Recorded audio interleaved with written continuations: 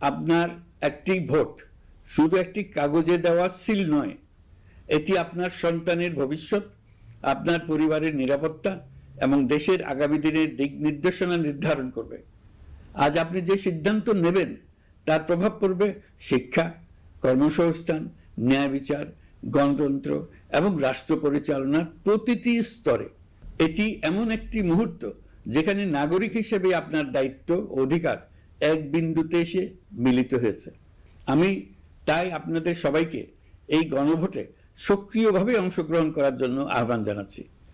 অবশ্যই ভোট দেন, নিজের ভবিষ্যৎ নিজে নিশ্চিত করুন। আসুন আমরা সবাই মিলে দায়িত্বশীলতা, সচেতনতা ও শান্তিপূর্ণ অংশগ্রহণের মাধ্যমে এই ঐতিহাসিক মুহূর্তকে সফল করে তুলি। ভয় নয়, আশা নিয়ে, উদাসীনতা নয়, দায়িত্ববোধ নিয়ে, বিভক্তি নয়, ঐক্যের শক্তি নিয়ে